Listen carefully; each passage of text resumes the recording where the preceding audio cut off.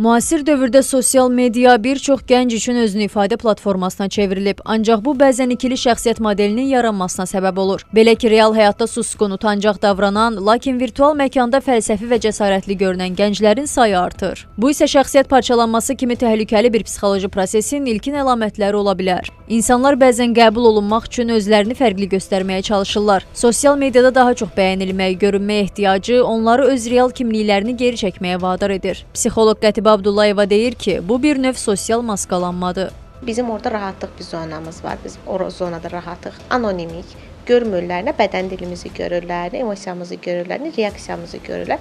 Sadəcə və sadəcə qarşımızdakı insanla canlı olaraq, real olaraq dialoqda olmadığım üçün özümü daha yaxşı ifadə eləmək və yaxud da olmadığım kimi ifadə eləyə bilərəm. Amma bir şey danışsaq, aramızda bir söhbət etmiş olsaq, mən sizin beyninizdən nə keçəcəyinizi bilmədiyim üçün ani reaksiya verə bilərəm, ani bir cavab verə bilərəm. Amma yazı elə bir şeydir ki, biz yazılanı oxuyub düşünə bilirik və ona necə reaksiya verəcəyimizi qabaqcadan planlaya bilirik. Bəzi gənclər reallıqda öz fikirlərini sərbəst şəkildə ifadə etməkdən çəkinsələr də, sosial şəbəkələrdə aktiv şəkildə status paylaşır, dərin fikirlər səsləndirir və ictimai mövzularda sərt münasibət bildirirlər. Psixoloqun sözlərinə görə bu ziddiyyət fərdin daxili dünyasında parçalanma yaratmaq riski daşıyır. Realdakı mənlə ideal məni tutuzdura bilmirlər. Yəni mən real mənəm, yoxsa ideal mənəm.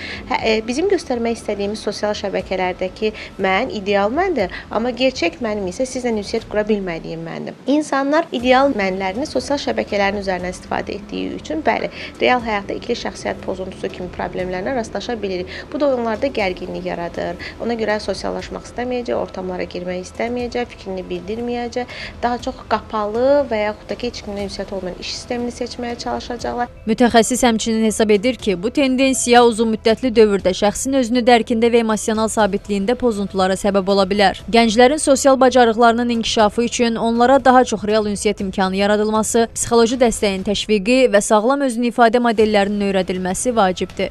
Ayşən Sərdar qızı, Səbuhi Mustafayev, Xəbər ertəsi.